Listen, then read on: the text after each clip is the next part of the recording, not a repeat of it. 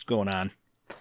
Welcome back. I don't know why, but I had to break it up somehow. I've recorded a few of these intros today, but welcome to Quick Tip 16. This one is one that's near and dear to my heart because it is a big money saver for people like me who are predominantly glaze-based artists, meaning I use glazes a lot when I'm painting miniatures, right? So I kind of started in the hobby using Lahmian medium. I think a lot of us have used Lahmian medium in the past, especially for glazing. To put it bluntly, that stuff is crazy expensive. So I worked for a very long time trying to develop a recipe of my own to replace it because it got really expensive for me. I would go through 100 milliliters of Lahmian medium in about a 2 to 3 month span, probably closer to 2 months, and it's pricey. So to break it down, my math in the video is actually wrong.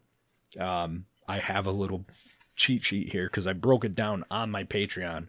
This video comes from my Patreon a year and a half ago, so when you're watching it, keep that in mind. But essentially what it breaks down to is a 24 milliliter pot of Lahmian medium. When I recorded this video, I think they're bigger now, I don't know, but it was $7.80 for a 24 milliliter bottle, right?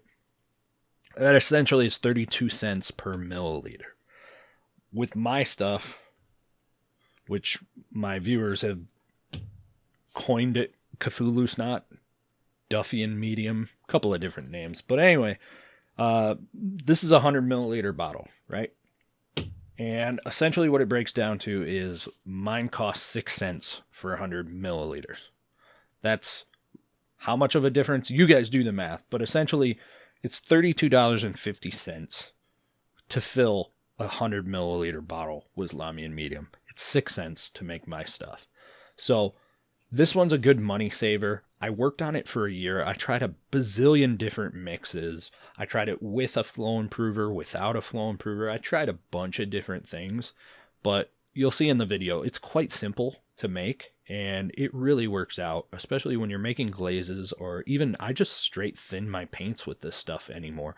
I used to use golden airbrush medium to thin my paints, but I just straight up use my medium, whatever you want to call it, Cthulhu Snot, Duffian medium.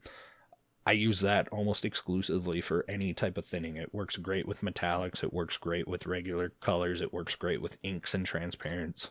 So I'll quit squabbling, and you guys go ahead and watch the video. Let me know what you think, and I'd love to see your work if you try it out. I'd love to see that. But in the meantime, make sure you hit that subscribe button, hit the bell so you know when I release a new video. Of course, I'm going to be doing these every week, so appreciate it. I'll put affiliate links down below.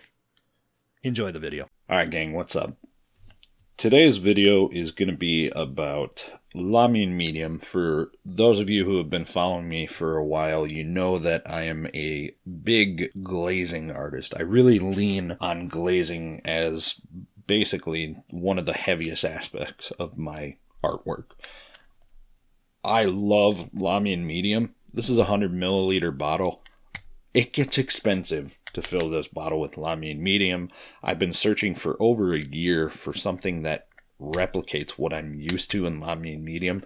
So many people have told me, try Vallejo glaze medium, try golden. I use golden airbrush medium, this stuff, to thin my paints on the palette, but I don't like it for glazing. Some people tell you use water. I don't care for using water for various reasons. We're not here to discuss why I don't like water. But I will say certain paints tend to get chalky when it comes to water. I really enjoyed using Lahmian medium. I do not enjoy the price tag. Like a 6-pack brick of Lahmian medium ends up costing you somewhere in the realm of $60, something like that. And even with my sponsors and their discounts that they offer me, it's still ridiculously expensive. To fill this bottle, it cost me about $30 with Lahmian medium. I think I've finally found an alternative here. This, when it's all said and done, cost me maybe $1 to fill this. Again, 100 milliliter bottle. So what you're going to need, Amazon sells these packs of 100 milliliter plastic bottles. It's a 5-pack. They come with, I prefer this type of dropper bottle tip, the kind of really fine tip. I have better control over that than the blunt-nosed kind of cheaper dropper bottles. I don't have any more to show you, but this is just my preference. Plus, since I am the father of a young child, nothing in this is toxic, but I don't want to take the chance. You know, my studio is locked. He's not going to get in here, but there's always a chance, right?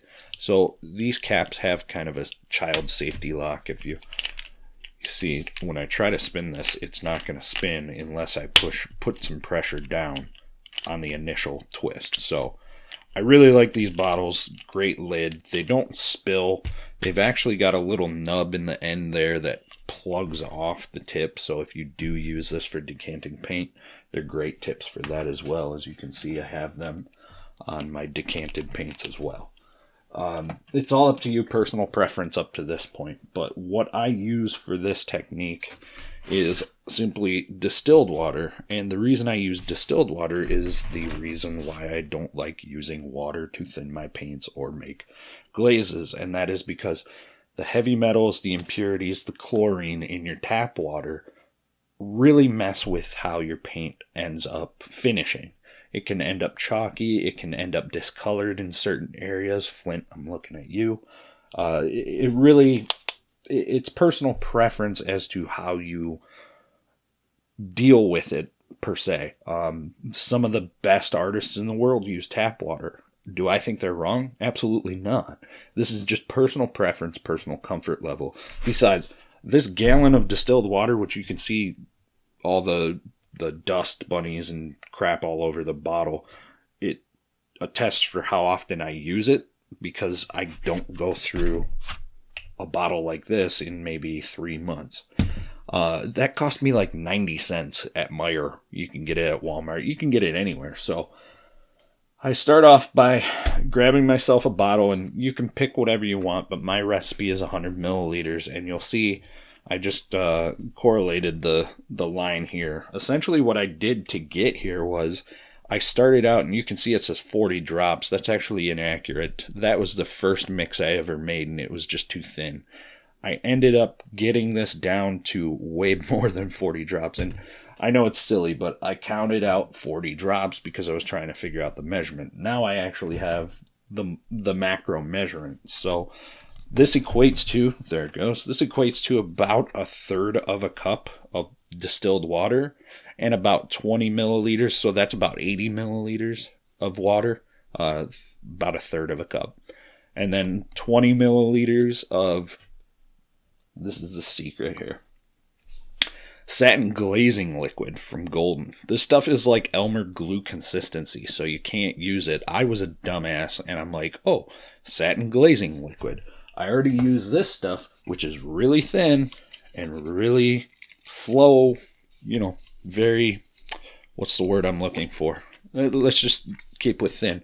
I'm like, okay, if that's good for thinning my paint, then this has got to be great for glazing. Well, I didn't consider that these are actually canvas painters' products. So glazing in the world of canvas painting means something completely different than what it does to us as miniature painters. So I got this, and it was literally Elmer's glue consistency. And I was like, well, that's not going to work. So this bottle is about $8. You can see how little I've used. It's right here. Simply put, I needed to find a way to utilize this because I spent money on it. This is going to last me forever making these. I probably will not run out of this in the next 10 years. So this gets in, it's about 20 milliliters, so that's about 2.5, 2 1/3 tablespoons in here. So I've already got this pre-measured out. You're going to need yourself a funnel. And for those of you who like agitators, you can drop in agitators. I suggest using the snail balls from Monument. And you can use my discount code to get yourself 10% off your first order there. But these things are great. They're glass. They're not going to react. I would caution you against even stainless steel agitators, because even stainless steel will end up affecting your paints at some point. This is essentially pigmentless paint we're making. So a little funnel. Sometimes these packs of bottles come with the funnels, but you'll need a funnel, and I'm going to try to do this without spilling it because this is the world's smallest funnel, but into the bottle it goes, and I'm going to stop right about that line that I drew on here because this is not going to be, oh, maybe it is. Look at that. Might be just right. No, of course not. I need just a tiny little bit left. But I only put it in this cup because I don't want to sit here with a jug over that tiny little funnel, so bear with me here. There we go, and that should do it. But we're going to fill this up to about where those lines are. Right there should be good. Put this in my rinse palette there. Let me get this jug out of my way. And then we take our satin glazing medium, and essentially you bring it up to about the shoulder of the bottle, is about 2.5 tablespoons. And that's about it, guys. Is literally it. Oh, there's a little clog. That's how often I use it. Let's clean that clog off. There it is. I don't really need the funnel per se. I could probably just go ahead and dump this in. In fact, the funnel is inhibiting it, so I think that's what I'm going to do. I'll let this kind of do its thing. You will need to agitate this considerably, but every time you use it, just shake it a couple of times, and you should be good to go. Those of you with the new Hotness Vortex mixers, they mix wonderfully in the Vortex mixer. Forget this. I'll just kind of run a stream through it like that until the water level reaches about the shoulder of the bottle. Right about there. A little bit more. It looks kind of funny. It kind of looks like brains at the bottom. I don't know if you guys can see that. That's pretty fun looking. Look at that. But anyway, get your agitators in there and put your lid on. And it's as simple as that, guys. Literally, this is going to save you a ton of money if you enjoy Lahmian medium or are having a hard time with your glazing liquids of any sort. Once you do your initial mix, it should remain. This hasn't been mixed yet, and it does keep a little bit of a residual down there. That's why I shake it every time. But once you mix it in, it should be a nice fluid consistency. See, that's pretty solidly incorporated. There's no real hard chunks in there, but give it a good shake, and it should be good to go right out of the bottle. It'll be a little bubbly on the first run, but here's the new stuff I made. It's a little cloudier than Lahmian medium, but that cloudiness doesn't affect the finish of the paint, doesn't affect how it works. Here's the stuff that I've been working with for the past month. And here, Lahmian medium. See, I haven't used it in a minute, so it's getting all gunky. I gotta clean out the cap. That's the one downfall too. Make sure you wipe off the rim, but as you can see, it's much more opaque than Lahmian medium. Lahmian medium has like a water with a slight milky look to it, but these colors, these opacities, it won't affect your final finish. So give it a shot, guys. Let me know what you think. I'll have Amazon affiliate links for the satin glazing liquid if you would like to try it. This is the 8-ounce bottle. You're not going to need much more than this unless you're painting a gazillion models every month. This stuff, one of these will probably last you a good 3 to 4 months if you glaze at the amount that I glaze. So I hope this helps out. One of you had requested that I did this video, so I hope you enjoyed it, and I look forward to doing another one soon here for you guys.